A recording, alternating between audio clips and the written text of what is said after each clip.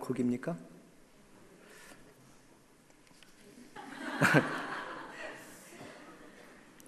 이길 수 있겠습니까? 청학교에는 오늘 70명 은퇴하실 목사님이 이제 거기 담임하고 있잖아요. 그 목사님이 내 나이 밑으로는 다 찬양 발표에 나가자. 그래서 장로님들도 다 나와서 70명 대부대가 나오는데 사람이 많을수록 질적으로는 떨어지겠죠. 우리 교회 찬양대는 질적으로 뭔가 하나님께 큰 영광을 돌릴 수 있는 아름다운 찬양이 될 거라 생각되어지는데, 오늘 오후 3시입니다. 지역에 있는 교회 성도들이 한자리에 모여서 하나님께 찬양 예배를 드리는 시간이에요. 그러니까 우리 성도 여러분들 집에 가셨다가도 3시 되면 이 교회에 오셔서 이 지역 성도들이 함께 하나님을 찬양하는 노래를 감상하고 마음에 큰 감동을 받으시기를 바라겠습니다. 우리가 한 주일 동안 연말 기도주일을 보내게 되었는데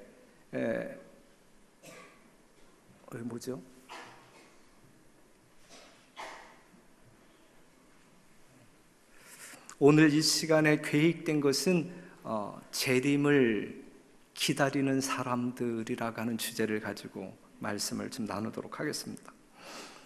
우리가 재림을 기다리는 사람들을 대표하고 있는 성경절이 마태복음 25장 1절에서 13절에 나와 있는 열처녀의 비유라고 말할 수가 있겠죠.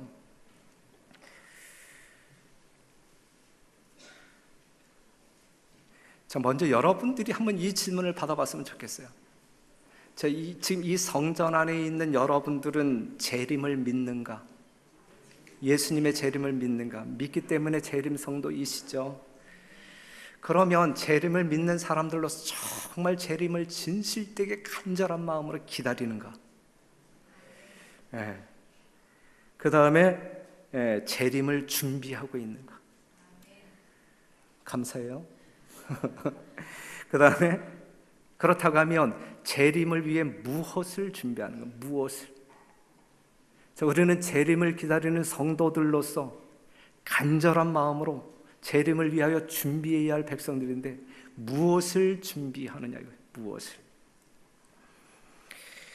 마태복음 25장 1절에서 13절, 우리는 이것을 열처녀의 비유라고 이야기하는데 실물교훈은 이 부분에 대해서 이렇게 이야기하고 있습니다. 그리스도께서는 신랑을 기다리는 무리를 내려다보시면서 제자들에게 열처녀의 이야기를 말씀하셨는데, 그들의 경험을 예로 들어 당신의 재림 바로 직전에 있을 교회의 경험을 설명하셨다. 이 열처녀의 이야기는 곧 누구의 이야기란 이야기예요? 재림 직전, 재림 바로 직전에 있을 교회의 경험, 우리들의 이야기를 말하고 있는 거예요.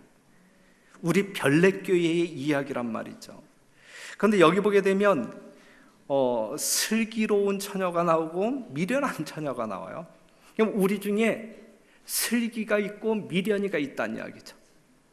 그렇죠? 이 말씀에 보면 여러분들 중에 슬기가 있고 미련이 있다. 그러면 슬기 처녀는 어떠한 처녀냐? 등불이 있고 뭐가 있는 사람? 기름도 있는 사람. 그 다음에 미련 처녀는 등불은 있어. 말씀은 있어. 말씀은. 그렇죠? 등불은 있어. 그럼 열처녀의 비유에서 문제의 핵심이 뭐냐고요? 이 열처녀의 비유에서 드러나는 문제의 핵심이 뭘까? 신랑이 더디 오는 게 문제일까? 아니면 지혜로운 처녀와 미련한 처녀가 다 졸며 잔달아가는 이야기가 문제일까? 그런데 신랑이 온다는 소리를 듣고 미련이도 깨어났고 슬기도 깨어났거든요. 그렇죠? 둘 다 깨어났단 말입니다. 그런데 바로 그 순간에 이제 문제가 드러나는데 갈라져요. 그렇죠? 미련이와 슬기가 갈라져요. 다 같은 교회인 줄 알았는데 달랐어요. 다 같은 양들인 줄 알았는데 양이 아닌 염소가 있었단 말이죠. 다 슬기인 줄 알았는데 미련이도 섞였단 말이죠. 운명이 달라집니다. 운명을 갈라놓은 것이 뭐냐라고 이야기할 때 그것은 기름이다. 기름. 등불만 가지고 있는 처녀들이 하늘에 갈까? 바꿔서 이야기할 때 여러분들이 거룩한 진리의 말씀을 가지고 있다고 해서 안식일도 그렇고 영혼들 정말 다른 사람들이 믿지 아니한 성서적인 진리를 가지고 있다고 해서 우리가 하늘 가는 것이냐? 결코 그렇지 않다 이거죠. 이 열처녀의 비유를 보면 결코 그렇지 않다. 하늘이 그들에게 닫혔다. 닫힌 하늘이 그들을 위하여 결코 열리지 않는다. 이게 열처녀의 비유입니다. 여러분들이 아시는 바대로 등불은 하나님의 말씀, 기름은 성령, 그렇죠? 성령을 상징하고 있죠. 성령이 부족한 교인들에게 문제가 생기는 거예요. 성서적인 지식은 정말 박식한데 말이죠. 그런데 믿는다고 아무리 외쳐댄다 할지라도 성령이 부족함으로 말미암아 문제가 생겨요. 뭐의 문제가 생겨요? 구원의 문제가 생겨요. 그러한 사람들은 등불이 꺼져갑니다. 등불이 꺼져갑니다. 그런데 그 사람들이 지금 등불이 꺼져감으로 말미암아 문제가 생기지만 이들이 처음에 등불을 가졌을 때에 그 등불을 밝히는 기름이 있었어요, 없었어요? 있었단 말이죠. 있었단 말이죠. 그런데 그 기름을 계속적으로 공급받지 못함으로 말미암아 문제가 생기는 거예요. 미련한 자들이 슬기 있는 자들에게 이르되 우리 등불이 꺼져가니 너희 기름을 좀 나눠달라 하거늘 슬기 있는 자들이 대답하여 가로되 우리와 너희의 쓰기에 다 부족할까 하노니 차라리 파는 자들에게 가서 너희 쓸 것을 사라 하니. 그래서 여기서 슬기 있는 여자들이 인심이 없고 사랑이 없어서 기름을 나누어 주지 않는 것인가요? 아니죠. 나누어 줄 수 없기 때문에 그래요. 이건 나누어 줄 수 있는 내용이 아니기 때문에 나누어 줄 수 없는 거예요. 없는 거예요. 기름은 나누어 줄 수가 없는 것입니다. 성령의 역사로 우리의 삶 가운데 나타난 말씀, 우리의 삶 가운데 나타난 말씀, 즉 품성은 다른 사람에게 나누어 줄 수 없다는 이야기예요. 여러분이 가지고 있는 지식은 나누어 줄 수 있어. 오늘 처음 온 사람에게 안식일이 이런 거예요. 재림이 이런 거예요. 구속의 사랑이 이런 거예요. 충분히 지식은 나누어 줄 수 있어요. 지식은 나누어 줄 수 있지만 성령의 역사로 말미암는 품성은, 내가 가지고 있는 품성은 다른 사람에게 나누어 줄 수 없는 거란 말이에요. 그래서 에스겔 14장 20절에 있는 말씀을 보면 비록 노아, 다니엘, 욥이 거기 있을지라도 나의 삶을 두고 맹세하노니 그들은 자녀도 건지지 못하고 자기의 의로 자기의 생명만 건지리라 그랬어요. 자기의 의로, 예수님을 믿는 믿음으로 말미암는 의로 말미암아, 믿음으로 말미암아 우리에게 주어진 칭의, 그것으로 나는 구원할 수 있지만 그것으로 내 자녀도 구원할 수 없고, 만에 하나 내가 구원받고 여러분들이 구원받지 못한다고 하면 그 의를 여러분들에게 나눠줄 수 없기 때문에 그렇다는 얘기예요. 여러분들이 구원받지 못하고 나만 구원받을 때 우리 목사가 진짜 목사 맞나? 너무 야속하다 이렇게 생각하지 마시고, 나눠줄 수 없기 때문에 못 나눠주는 거예요. 정말 나눠주고 싶은 마음은 뭐 굴뚝같지만, 무슨 말씀인지 이해가 되시죠? 결코 그럴 수 없다. 그래서 우리가 생각해 보아야 할 말씀이 있다고 하면, 하나님의 성령이 없이 하나님의 말씀만을 아는 것은 아무 소용이 없다. 성령 없이 하나님의 말씀만을 아는 것은 아무 소용이 없는 거예요. 오늘 이 시간에도 우리가 말씀을 함께 묵상하잖아요. 이 말씀이 여러분들 머릿속엔 저장이 된다 할지라도 그것이 우리의 심령 가운데 아무런 작용을 일으키지 아니한다고 하면 아무 소용이 없는 거예요. 아무 소용이 없어요.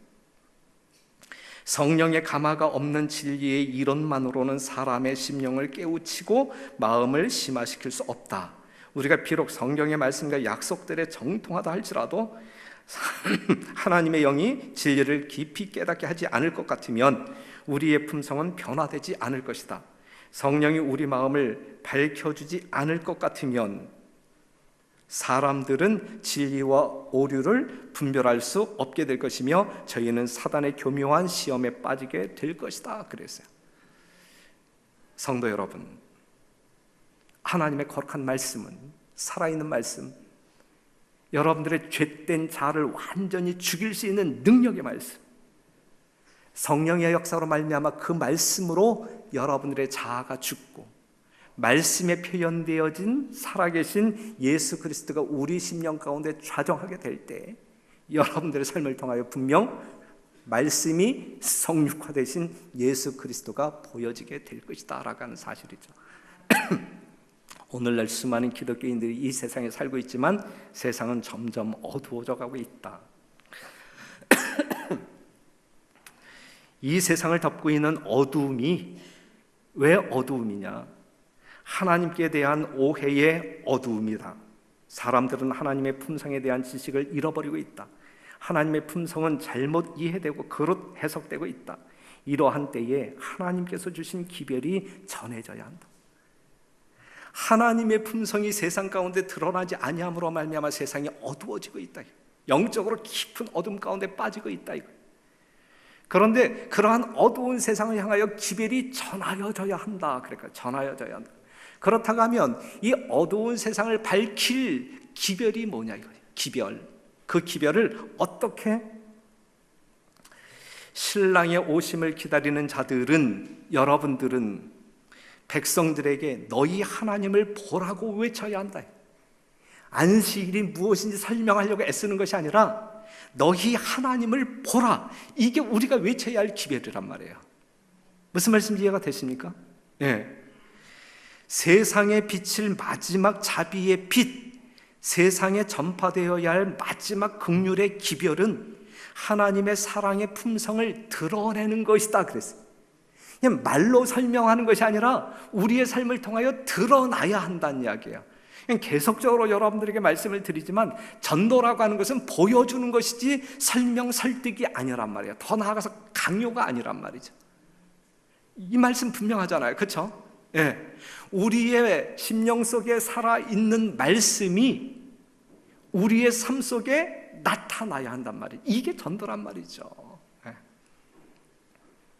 그러니까 교회에서 우리가 어떠한 일을 하게 될 때 말로 가르치려고 애쓰지 말고 몸소 보여주어야 돼. 그렇죠. 우리가 예수님이 어떠한 분인지 보여주어야 돼. 예. 제가 그렇게 살지 못하고 있음에 대하여 이번 연말 기도주일 기간에 많이 회개했어요. 예. 하나님의 자녀들은 하나님의 영광을 드러내야 한다. 그들은 저희의 생애와 품성을 통하여 저희를 위하여 행하신 하나님의 은혜를 나타내야 한다. 이것이 재림을 기다리는 성도들이 해야 할 준비 중에 으뜸이란 말이죠. 성령 하나님이 우리와 함께 하시지 아니할 때 맨 처음 우리가 신앙, 정말 예수 그리스도를 영접함으로 말미암아 신앙 생애가 시작되어질 때 정말 돌밭에 뿌려진 씨앗처럼 팍 자라다가 그냥 지금은 뭔가 시들시들해진다라고 하게 되면 뭐에 문제가 있는 것이냐면 기름에 문제가 있는 거예요. 기름에. 분명 우리는 등불을 가지고 있잖아요. 말씀을 가지고 있잖아요. 그런데 이 말씀이 나의 삶을 통하여 세상에 빗대어 증거되어져야 되는데 이것이 환한 빛으로 세상 가운데 증거되어지지 아니한다. 입으로 증거하는 것은 결코 빛이 될 수 없어요. 예? 입으로 증거하는 것은 결코 빛이 될 수 없는 거예요. 우리의 삶 속에서 나타나는 하나님의 품성이 진짜 빛이란 말이죠. 이게 빛이란 말이죠. 너희는 세상에 빛을 하라고 이야기할 때에 우리의 삶이 그렇게 함으로 말미암아 빛 되어야지. 내가 가지고 있는 이 거룩한 진리 들어볼래? 그 이야기를 말할 때 그 사람에게 빛이 전하는 건 아니다. 예, 우리의 변화된 삶을 통하여 하나님의 품성이 증거되어질 때 그게 진짜 빛이다. 그런데 우리가 맨 처음에 예수님을 영접할 때 여기에 이 미련이도 말이죠. 미련이도 등불을 가지고 신랑을 지금 맞이하기 위해서 기다리고 있었거든요. 그런데 잠자는 사이에 기름이 다 소진되었거든요. 그 다음에 기름이 문제가 되어서 이렇게 구하려고 하다가 결국은 이제 문이 닫혀버리는 사태가 벌어지잖아요. 그래서 제가 볼 때는 성경 가운데 이른 비가 있고 늦은 비가 있잖아요. 이 마지막 시대를 살아가고 있는 우리들, 정말 예수 그리스도를 영접할 때 우린 이른비를 경험하잖아요. 그렇죠? 그런데 우리가 시간이 지나면서 말씀은 이 머릿속에 점점 많이 축적됨에도 불구하고 나의 삶을 통하여 이 빛이 그만큼 밝혀지지 아니하는 이유는, 점점 꺼져가는 이유는 늦은 비를 우리가 경험해야 되는데 그것이 경험되어지지 않기 때문에 문제가 발생되는 것 아닌가라고 생각을 해봅니다. 그래서 재림을 기다리는 사람들, 우리가 준비해야 할 것이 있다고 하면 기름을 채우세 내 등잔에, 기름을 채우세 내 등잔에. 점점 꺼져가는 우리의 등불을 바라보면서 정말 아직 문이 닫히기 전에 은혜의 시기에 우리가 살아가고 있으니까 바로 그러한 기회가 있을 때 기름을 충만히 채우는 여러분과 제가 되기를 간절히 바랍니다. 그러면 우리가 성령과 예언의 신을 통하여 늦은 비 성령을 받을 수 있는 그 조건이 이렇게 정리가 돼 있는데, 정리되어 있는 늦은 비 성령을 받을 수 있는 조건 7가지를 제가 여러분들에게 소개할게요. 그러면 여러분들이 재림 성도로서 오늘 무엇을 준비해야 할지 알게 되잖아요. 그렇죠? 7개를 간단하게 소개합니다. 첫째는 빛을 받은 사람들에게 늦은 비가 주어집니다. 세상의 그 영광으로 환하게 비출 성령의 대대적인 강림, 늦은 비 성령이에요. 대대적인 강림은 빛을 받은 사람들이 있기까지 이르지 않을 것이다. 누가복음 12장 42절을 보게 되면 때를 따라 양식을 나누어 줄 자, 여기서 양식은 하나님의 진리의 말씀을 이야기하고 있는 것이죠. 그 세상 사람들에게 구속의 진리를 나누어 줄 수 있는 그 양식이 있는 사람들에게 늦은 비가 임하게 되는 것이란 말이죠. 한 백성으로서 우리가 이 책 계시록이 우리에게 어떤 의미가 있는지를 이해하게 될 때 우리 중에 큰 부흥이 나타나게 될 것이다. 다니엘서라든지 요한계시록은 이 마지막 시대에 살아가고 있는 사람들을 살리기 위하여 예비되어진 말씀이잖아요. 복음이잖아요. 그렇죠? 그래서 이 다니엘서와 요한계시록을 통하여 이 마지막 시대에 주어진 이 현대적 기별을 우리가 깨닫게 될 때에 늦은 비는 임하게 될 것이다 라고 하는 사실. 그래서 여러분들이 하나님의 말씀을 연구해야 된단 말이죠. 정말 금맥을 찾듯이 보화를 발견한 사람들처럼 모든 것을 다 헌신함으로 말미암아 말씀 속에 나타난 거룩한 구속의 진리를 찾는 일에 우리는 최선의 노력을 경주해야 된다는 말씀입니다. 사랑하는 성도 여러분, 말씀은 떡으로 비유가 되었어요. 떡은 맛으로 먹어요. 맛없는 떡 드시겠어요? 그렇죠? 그래서 우리는 하나님의 말씀을 맛보아 알아야 돼. 맛을 느껴야 돼. 시편 기자가 이야기한 것처럼 정말 꿀송이보다 더 달달하가는 그 간증의 이야기가 그 사람의 간증이 아닌 나의 간증이 될 때에 우리는 진리 가운데 거하는, 정말 하나님의 빛 가운데 거하는 빛을 받은 사람으로서 늦은 비를 받을 준비가 되는 것이거든요. 말씀 보자고 하게 되면, 한번 읽자고 하게 되면, 하루에 몇 장이라도 읽자고 하게 되면 짜증내고 읽어도 그냥 아무 맛을 느끼지 못할 때, 그러한 사람과 성령이 함께 하실 수 있을까? 있을 수 없는 것이거든요.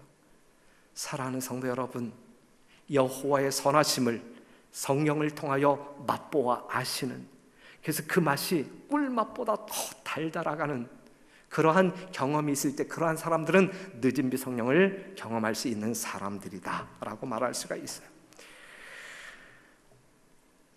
두 번째, 승리하는 사람. 우리가 이 밭의 비유가 나오잖아요. 돌밭에 뿌려진 씨, 승리한 사람이에요? 승리하지 못한 사람이에요? 승리하지 못한 사람이에요. 가시떨기에 뿌려진 씨, 승리한 사람이에요? 승리하지 못한 사람이에요? 승리하지 못한 사람.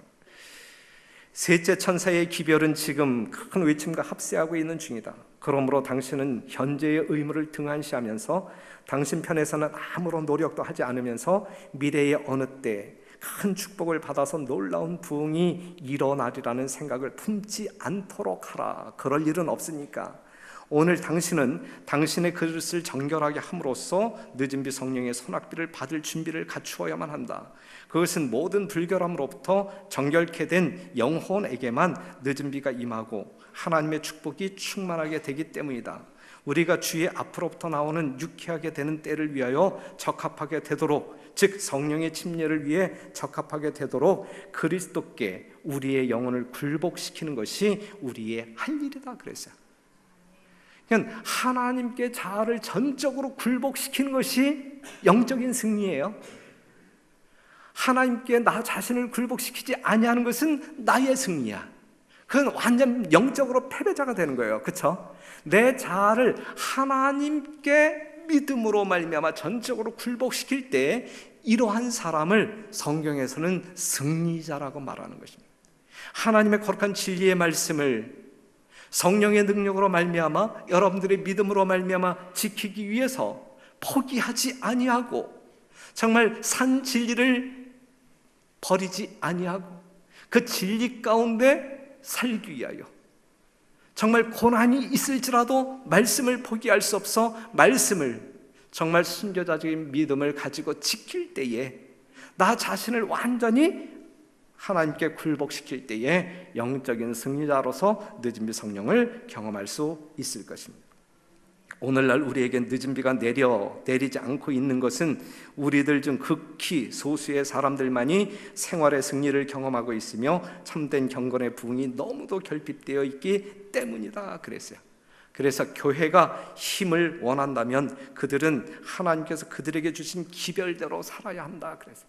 하나님의 교회가, 하나님의 거룩한 진리교회가 틀림없는데 여기에 하나님의 능력이 하나님이 함께하는 교회라고 하면 우리가 이렇게 미약하게 살지 아니할 텐데, 그래서 교회가 정말 하나님의 능력을 구한다고 하면, 필요로 한다고 하면 하나님께서 주신 말씀대로 살아야 한다. 승리자가 되어야 한다. 그럴 땐 늦은 비가 임함으로 하나님의 능력을 경험하게 될 것입니다.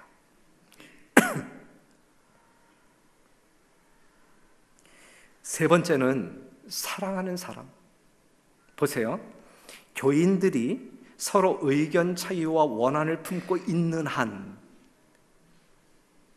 성령께서는 결코 임할 수 없다. 우리가 연말 기도주의를 보내는 이유는 1년의 모든 삶을 돌아보면서 교회 안에 있는 모든 불화를 정결케, 이 성전을 정결케, 개인적인 성전을 정결케 하고 이 교회의 성전을 정결케 하기 위한 목적으로 대속죄일의 의미를 가지고 연말 기도주의를 보내는 것이잖아요.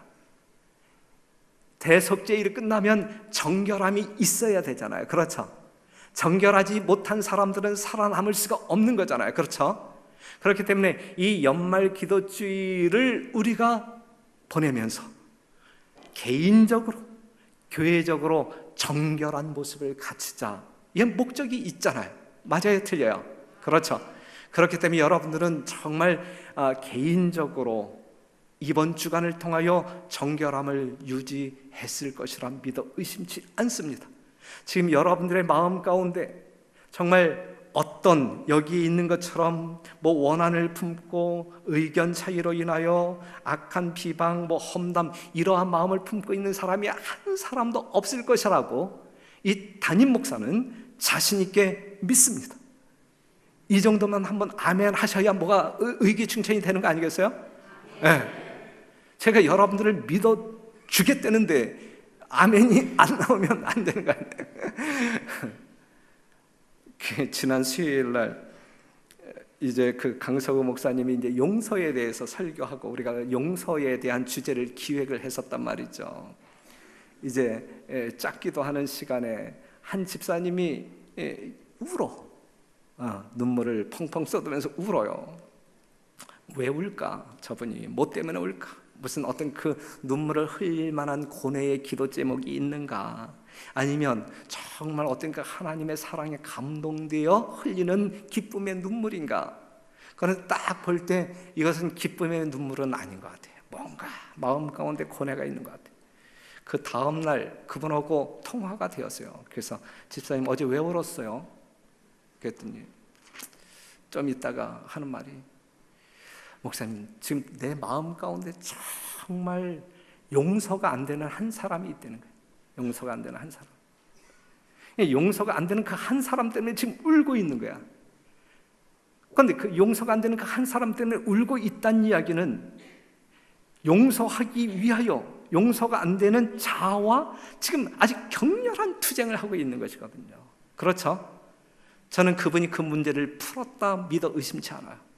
그렇기 때문에 정말 용서하지 못할 그 한 사람까지도 이 연말 기도주의를 통해서 완전히 용서하고 새 마음으로, 정말 기쁨 충만한 마음으로 이 안식일 여기에 앉아있다라고 저는 생각하고 있거든요. 마찬가지로 여러분 모두의 심령 가운데 정말 1년 또는 2년, 3년 묵은 용서하지 못할 어떠한 것이 있다고 하면 그것이 예수님의 재림을 기다리는 성도들의 모습은 아니죠. 그렇죠? 우리는 주의 기도문을 암기할 수도 없는 그러한 자격자이죠. 그렇죠? 정말 재림을 기다리는 사람들이고 우리 주님께서 여러분들에게 부어주시기 위하여 예비한 늦은비 성령을 받고자 하는 사람들이라고 하면 정말 우리의 마음 가운데 사랑으로 충만하여 어떠한 누구도 비난할 수 없고 완전히 용서할 수 있는 진정 그리스도의 마음을 소유하는 여러분들이 되시기를 간절히 바랍니다. 그런 사람들에게 늦은 비가 주어지겠다라고 약속하고 있습니다. 그리고 기도하는 사람, 누가복음 11장 13절에 있는 말씀을 같이 한번 읽어봐요. 시작.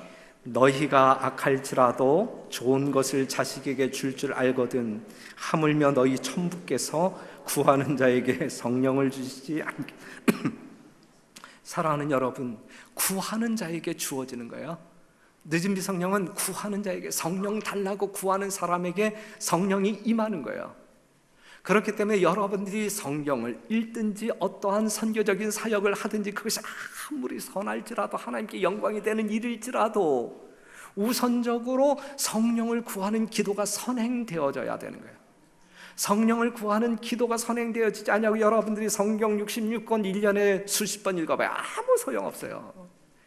이 성경 지식이 여러분들 마음에 쌓이지 않냐고 머리에 쌓여질 때에는 이것이 잣대가 되어서 이것이 정말 눈을 밝게 함으로 말미암아 자기를 보는 그 일에 눈이 밝은 것이 아니라 다른 사람들의 결점을 보는 일에 눈이 무진장 밝아지거든요. 그렇죠? 예? 그러니까 맨날 지적질하는 거지. 쟤는 왜 저래? 몇 년 된 집사이면서 왜 저래? 하면서 지적질이 나오는 거죠. 그거는 소용없어요. 아무 소용없어요. 그렇게 아무리 힘주어 지적을 한다 할지라도 그 사람이 결코 변하지 않아요. 원수가 되면 됐지. 그렇죠? 네. 그렇기 때문에 우리는 먼저 기도해야 돼. 성령을 달라고 기도해야 돼요. 그러나 하나님께서 비가 내리도록 명령을 내리셔야만 성령이 임하는 것이거든요. 그러므로 우리는 간구하는 일을 게을리 해서는 안 된다. 지금 이 늦은 비의 때에 은혜의 선악비가 우리 위에 임하도록 통회하는 마음으로 간절히 기도하자 그랬어요. 사랑하는 성도 여러분, 예수님은 밤새워 기도했잖아요. 뭐 하기 위하여? 나누어 주기 위해서. 여러분들이 기도하잖아요. 뭘 달라고 하는 기도도 하고, 그렇죠? 여러분들이 기도하는 목적이 뭐예요? 성경에서 예수님이 우리에게 가르쳐 주시는 기도하는 방법을 가르쳐 주셨는데 거기에 포인트가 무엇이냐면, 핵심이 무엇이냐면 구하는 자마다 뭐 하기 위하여 구했어요? 나누어 주기 위해서. 예수님께서도 나누어 주기 위해서 하늘 아버지께 구했지요. 예? 예수님의 수많은 사도들도 나누어 주기 위해서 구했죠. 여러분들은 무엇을 위해서 구하실 거예요? 여러분들은 호의호식을 위해서 구하시겠습니까? 아니잖아요. 정말 우리가 구해야 할 것이 있다고 하면 다른 사람에게 나누어 주기 위하여 구해야 되는 것이거든요. 예. 그럴 때에 늦은비 성령은 여러분들에게 임하게 될 것이다 라고 하는 사실, 그리고 어떠한 사람에게 늦은비가 주어지게 되면 일하는 사람, 하나님과 함께 일하는 것이 무엇을 뜻하는지를 경험으로 아는 빛을 받은 백성이 나타나기까지는 온 세상을 그 영광으로 환하게 비출 성령의 크신 강림은 이르지 않을 것이다. 우리가 그리스도를 섬기는 일에 전심전력 헌신할 때 하나님께서는 한없이 성령을 부어주심으로써 그 사실을 인정해 주실 것이다. 그래서 여러분, 우리가 하나님의 영광을 위하여 다른 영혼들을 구원하기 위하여 애쓸 때 일하는 그 현장에서 우리는 늦은비 성령을 경험할 수 있어요. 오늘 지금 이 예배에 참석하지 못하고 지금 식당에서 봉사하는 여집사님들이 계세요. 그죠? 그들 중에 만약에 씩씩거리면서 말이죠, 조가 잘못 짜여졌네, 그 다음에 왜 매번 이렇게 해야 되나, 그렇게 하는 사람에게 성령 임하지 않아요.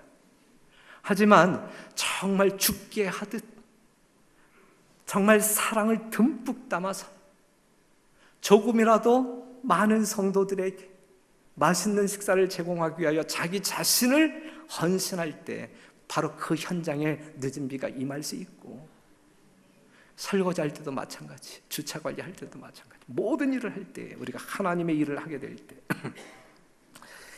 우리는 무기력과 무활동 속에서는 결코 구원받을 수 없다. 남에게 도움이 되지 않고 쓸모없는 생애를 살면서도 참으로 회심한 그런 사람은 있을 수 없다. 그래. 쓸모없는 사람이 어떠한 사람이에요? 다른 사람에게 유익이 되지 아니하는 사람은 쓸모없는 사람. 하나님께서 보실 때 여러분들이 다른 사람들에게 뭔가 도움이 될 때에 하나님께서 보실 때는 쓸모가 있는 사람이에요. 맞잖아요? 내 이야기가 아니잖아요? 남에게 도움이 되지 않고 쓸모없는 생애를 살면서도 참으로 회심한 그런 사람은 있을 수 없다. 정말 우리가 예수님의 십자가를 바라보면서 내가 정말 통회하고 회심한 사람들이라고 하면, 거듭난 사람이라고 하면 다른 사람을 위한 다른 사람을 도울 수 있는 그러한 사람 그러한 사람이 하나님께 쓸모 있는 사람. 우리는 결코 저절로 밀려서 하늘에 흘러 들어갈 수는 없다. 저절로 밀려서 하늘에 흘러 들어갈 수는 없다 그랬어요. 그 다음에 절제하는 사람. 이거는 제가 계속 강조하기 때문에 진짜 짜증나죠, 여러분들이. 이건 내가 다시 한번 여러분들에게 강조하게 되면 진짜 짜증나죠. 이야기해. 그럼 나 그냥 넘어갈게요. 짜증난다고 이야기해, 솔직하게.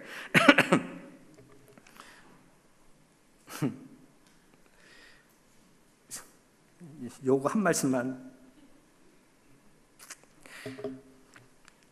목사에 대한 이야기만 할게요. 빛과 진리의 지식을 가진 목회직의 사람들 중에서도 승리자가 되지 못할 사람들이 있는데 그들은 그들의 식욕과 정욕을 제어하거나 그리스도를 위하여 자기 자신을 부인하지 않는다 그랬어요. 목회자 중에서도 실패할 사람들이 있는데, 하늘에 들어가지 못할 사람이 있는데 식욕과 정욕을 제어하지 못할 때, 여기서 말하고 있는 식욕이 무엇인지 이미 여러분들은 잘 알아요. 그 분기점이 무엇인지 잘 알아요. 그렇죠? 자, 여러분들 듣기 싫어하니까 그냥 지나가고. 이 정도면 괜찮은 목사예요? 여러분들이 이러한 목사를 원해요? 그건 아니지. 누가 아멘했어? 목사는 여러분들이 듣고 싶은 이야기를 전하는 자가 목사가 아니고 하나님께서 전하라고 한 말씀을 전하는 자. 여러분들 듣든지 아니 듣든지, 그것을 듣고 시험에 빠지든지 안 빠지든지 하나님께서 하라고 하는 말씀을 전하는 사람이 진짜 목사라고 저는 믿습니다. 하지만 여러분들의 눈치를 보고 넘어가도록 할게요. 그 다음에 이제 어떠한 사람에게 늦은 비가 임하게 되냐면, 안식일을 준수하는 사람들에게, 안식일을 신실하게 준수하는 사람들에게 늦은 비가 임하게 됩니다. 안식일은 영혼들의 운명을 결정하는 위대한 문제이다. 이 말씀 하나 보고 이제 마치도록 할게요. 안식일은 충성의 큰 시금석이 될 것이다. 왜냐하면 안식일은 특별히 투쟁에 초점이 되는 진리이기 때문이다. 사람들에게 마지막 시련이 닥쳐올 때 하나님을 섬기는 사람들과 섬기지 아니하는 사람들을 구별하는 선이 그어질 것이다. 넷째 계명을 지키는 대신에 국가의 법률과 일치하도록 거짓 안식일을 지키는 것은 하나님과 반대되는 세력에 충성하는 표가 되는 한편, 하나님의 율법을 쫓아 참 안식일을 지키는 것은 창조주께 충성하는 증거가 된다. 그리하여 한 계층의 사람들은 세상의 세력에 복종하는 인을 받음으로써 짐승의 표를 받는 반면에 다른 한 계층의 사람들은 하나님의 권위에 충성하는 표를 받는 길을 택함으로써 하나님의 인을 받게 된다. 그랬어요. 이럴 때 우리가 정말 이 안식일의 중요성을 깨닫고 그 복음을 깨닫고 신실하게 하나님의 편에 서서 하나님의 영광을 위하여 생애하게 될 때에 우리는 늦은 비 성령을 경험하게 될 것이다. 이것이죠. 예수님의 종들은 안식일을 거룩하게 지키지 못하는 자들에게 책망자로 서야 한다. 이건 안식일을 거룩하게 성별하지 아니하는 여러분들에게 뭔가 담임 목사가 한번 지적질을 하게 되면 이건 거룩한 지적, 그죠? 시험 받지 마시고 그냥 뉘우침으로 회개함으로 온전한 안식일 성수자가 되도록 애쓰시는 주의 종들이 되기를 간절히 바라요. 네. 그래서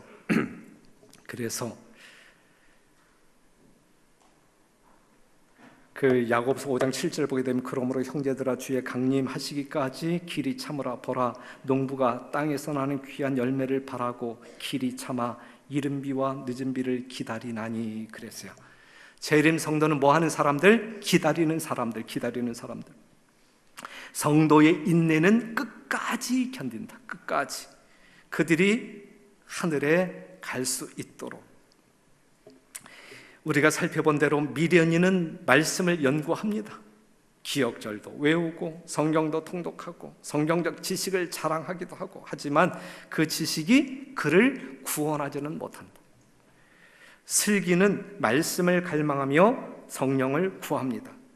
슬기에게는 하나님의 영광스러운 품성이 저절로 나타나죠. 저절로.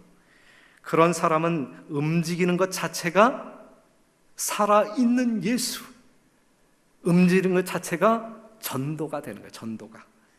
그런 사람이 하늘에서 하나님의 영원한 사랑 속에 살게 될 것입니다. 그러니 사랑하는 성도 여러분, 예수님의 재림이 심히 임박한 이때에 여러분들 LA에서 일어나고 있는 번져가고 있는 그 산불을 보면서 그것도 그냥 누군가가 부주의해서 산불이 일어났겠지 이렇게 그냥 생각하고 지나가시겠습니까? 아니면 예수님의 재림의 분명한 징조, 예수님께서 오시겠다라는 어떤 신호로 보시겠습니까? 네. 예수님의 재림은 분명 우리 눈앞에 있어요. 우리는 재림 성도들, 재림을 기다리는 사람들, 우리가 살아있는 동안에 뭔가 준비가 있어야 되는데 그것은 끊임없이 성령을 구하면서 성령과 하나 되고 성령의 역사로 말미암아 살아있는 말씀이 우리의 삶 가운데서 나타날 수 있도록 나 자신을 예수님께 완전히 굴복하는 생애, 그것이 예수님의 재림을 기다리는 사람들의 가장 중요한 준비 내용이 되겠습니다. 우리 별내교회 성도 여러분들은 그러한 준비를 통하여 하나님께 영광 돌리고 이 땅에서 복을 누리시는 여러분들이 되기를 간절히 바라면서 말씀을 마치겠습니다.